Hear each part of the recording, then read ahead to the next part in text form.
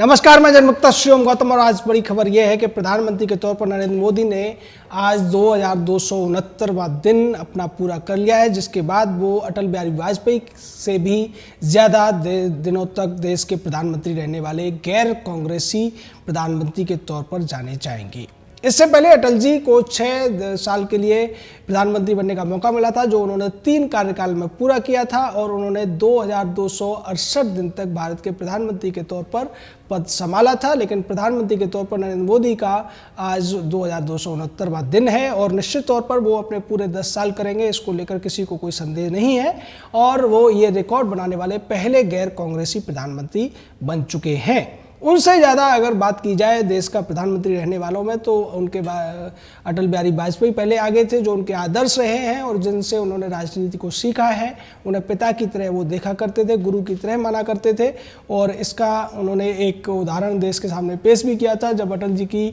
जो शव यात्रा थी उसमें वो पूरा जो दूरी थी उन्होंने पैदल चलकर उस उमस भरी गर्मी में पूरी की थी और उसके बाद जिस तरीके से उनका समर्पण देखने को मिला था उससे सभी आश्चर्यचकित थे।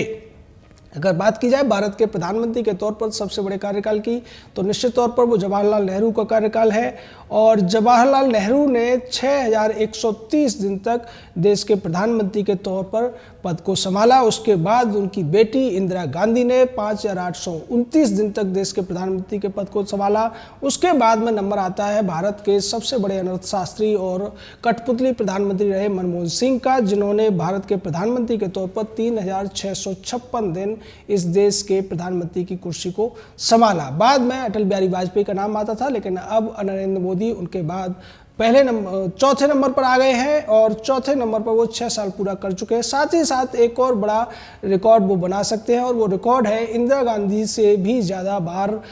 लाल किले की प्राचीर से देश को संबोधित करने का। जी हाँ, इंदिरा गांधी 15 साल तक देश की प्रधानमंत्री रहीं, लेकिन उन्होंने 11 बार ही भारत देश को लाल किले की प्राचीर से स्वतंत्रता दिवस के मौके पर संबोधित किया और ऐसा लगता है कि नरेंद्र मोदी 11 बार कम से कम ऐसा कर सकते हैं। हालांकि 10 बार देश को संबोधित करने का मौका मनमोहन सिंह को भी मिला, लेकिन 10 बार का रिकॉर्ड तो उनका टूटना निश्चित है, क्योंकि प्रधानमंत्री के तौर पर नरेंद्र मोदी अपना ये दूसरा कार्यकाल भी पूरा करेंगे और तीसरी बार भी उनके जीतने की संभावना फिलहाल पूरी तरीके से दिखाई देती है। जिस तरीके से अभी पिछले दिनों आज तक ने एक देश का नजरिया, देश का मूड के नाम से एक सर्वे किया था, उसमें स्पष्ट तौर पर 66% लोगों की पहली पसंद प्रधानमंत्री के तौर पर नरेंद्र मोदी ही थे। उनके बाद जो दूसरा नंबर था उस व्यक्ति को केवल 8% लोगों ने प्रधानमंत्री के तौर पर देखना चाहा और वो व्यक्ति था कांग्रेस पार्टी का पूर्व अध्यक्ष और भारत का अधेड़तम युवा राहुल गांधी। प्रधानमंत्री के तौर पर नरेंद्र मोदी की जो चॉइस थी या उनका पहुंचना इतना आसान भी नहीं था। जिस तरीके से 2014 से पहले मनमोहन सिंह के जो नाकामियां थी उनकी वजह से पूरा देश त्रस्त था और भारतीय जनता पार्टी में भी तमाम ऐसे चेहरे थे जो अपने आप को प्रधानमंत्री के तौर पर देखना चाहते थे। लेकिन उसी दौरान प्रधानमंत्री के तौर पर नरेंद्र मोदी का नाम सोशल मीडिया पर चलने लगा और तत्कालीन भाजपा अध्यक्ष राजनाथ सिंह ने एक सम्मेलन में इसकी घोषणा कर दी कि नरेंद्र मोदी जो कि गुजरात के मुख्यमंत्री हैं वो भारतीय जनता पार्टी के प्रधानमंत्री पद के दावेदार होंगे, प्रधानमंत्री पद के चेहरे होंगे। देश ने इसको हाथों हाथ लिया। इसकी वजह यह थी कि नरेंद्र मोदी ने गुजरात के मुख्यमंत्री के तौर पर जो काम किया था, उनकी जो छवि बनी थी वो एक कुशल प्रशासक के रूप में और ईमानदार नेता के रूप में बनी थी, जिसको पूरे देश में सराहा गया और बाद में जब उन्हें प्रधानमंत्री पद के लिए प्रोजेक्ट किया गया तो पूरे देश ने इसका रिस्पांस भी काफ़ी अच्छा दिया। भाजपा को इसका फायदा मिला और भाजपा और एनडीए को पूर्ण बहुमत की सरकार बनाने का एक मौका मिला, जिसके बाद जो वायदे किए गए थे एक एक करके उन सभी वायदों को नरेंद्र मोदी ने पूरा करना शुरू किया, जिसकी वजह से उनकी लोकप्रियता दिनों दिन बढ़ती गई और बढ़ते बढ़ते जब 2019 का दूसरे चुनाव आए तो उसमें नरेंद्र मोदी के नेतृत्व में एनडीए ने रिकॉर्ड बना दिया।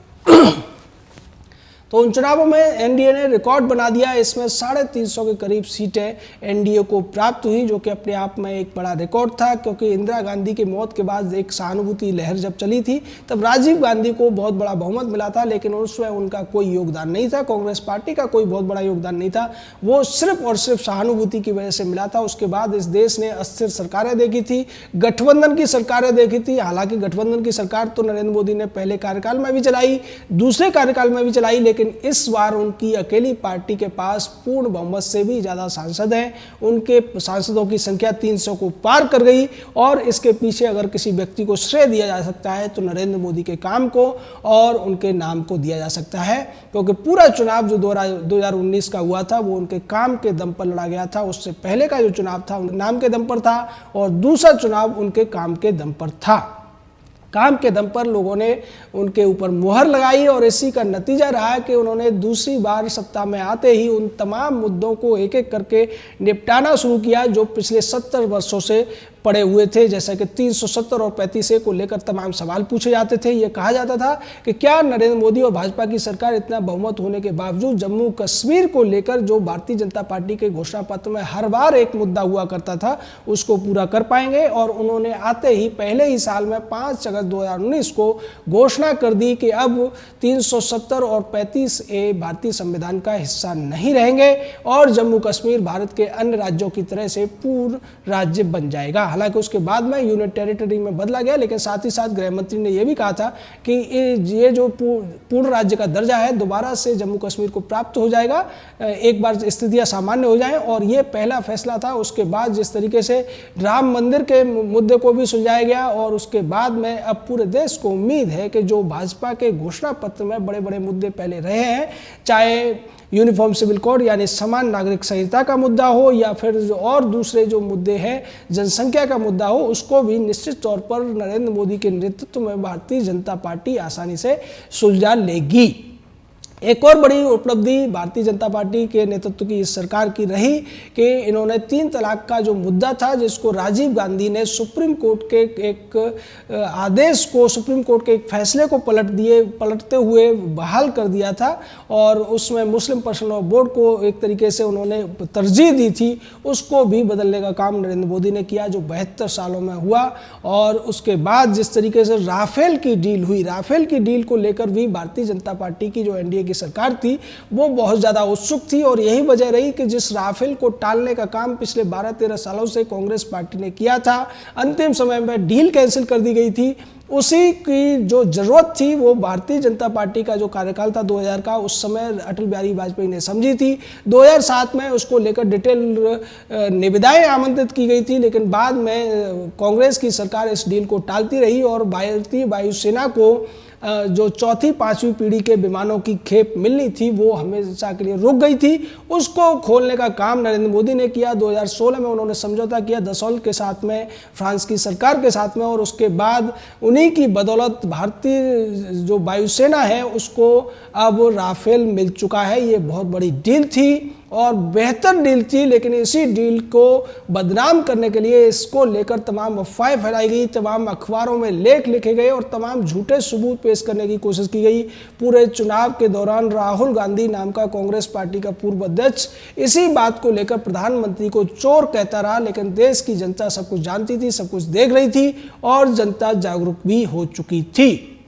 सोशल मीडिया की वजह से जनता तक हर वो जानकारी पहुंच रही थी जिसको पहले लाल हरे चैनल छुपाते रहे थे। और राफेल डील को लेकर जिस तरीके से राहुल गांधी ने पर्सनल अटैक किया था नरेंद्र मोदी के ऊपर, उसी बात पर प्रधानमंत्री ने कभी सीधे जवाब नहीं दिया, लेकिन जनता को सारी जानकारियां दिलवाई जाती रही और जनता ने उस डील के ऊपर भी मुहर लगा दी। साथ ही साथ जिस तरीके से पुलवामा का अटैक हुआ था और उसके बाद में प्रधानमंत्री नरेंद्र मोदी के नेतृत्व में भारत ने पहले जो सर्जिकल स्ट्राइक किया था, उसके बाद में जिस तरीके से एयर स्ट्राइक किया गया, पाकिस्तान के जो टेररिस्ट कैंप चल रहे थे उन पर अटैक किया गया, आतंकवादियों को ध्वस्त किया गया। और उसके पहले जिस तरीके से भारत के एक विंग कमांडर को पाकिस्तान ने हिरासत में ले लिया था, उसको लेकर भी जिस तरीके से प्रधानमंत्री ने घोषणा की थी कि अगर उनको खरोच भी आई तो फिर पाकिस्तान का क्या होगा ये सोचने की जरूरत नहीं पड़ेगी। इसके बाद पाकिस्तान घुटनों पर आया और पाकिस्तान ने भारत के विंग कमांडर को भी वापस किया था।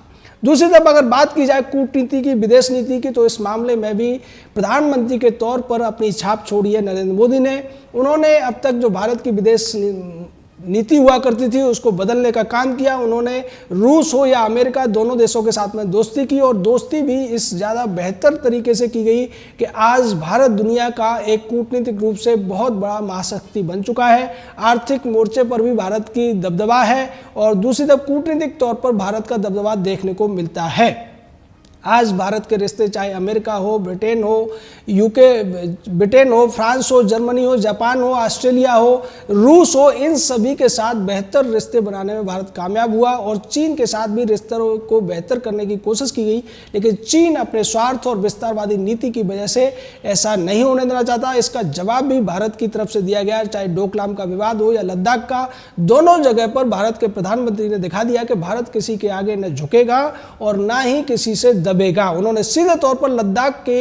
एक फॉरवर्ड पोस्ट पर जाकर ये नींबू पोस्ट जिसको कहते हैं उस पर घोषणा की थी कि वो विस्तारवाद को हरा कर रहेंगे। भारत विकासवाद की बात करता है, दुनिया में शांति की बात करता है, लेकिन हम शांति के लिए शक्ति अर्जित करके शांति को पूरी दुनिया में स्थापित करने के लिए प्रतिबद्ध हैं। और यही वजह है कि आज उन्हीं के प्रयासों से चीन पूरी तरीके से अलग थलग पड़ता हुआ दिखाई दे रहा है। पाकिस्तान बर्बादी के कगार पर पहुंच चुका है और जो भी भारत के दुश्मन देश हैं या दुश्मनों को साथ देने वाले हैं, चाहे मलेशिया हो या दूसरे देश, उनको भी सबक सिखाया जा चुका है। तो भारत आज दुनिया की महाशक्ति बनने की दौड़ में शामिल हो चुका है और भारत के जो यूएन सिक्योरिटी काउंसिल में स्थायी सदस्यता को लेकर भी तमाम बड़े बड़े देश आज समर्थन कर रहे हैं। और इस सब के पीछे अगर कोई है तो भारत की मजबूत सरकार है और भारत की मजबूत सरकार के मुखिया नरेंद्र मोदी है। तो नरेंद्र मोदी का जो पूरे पिछले 6 साल का जो लेखा जोखा है वो स्पष्ट तौर पर दिखाता है कि आने वाले समय में उनकी लोकप्रियता को टक्कर देने वाला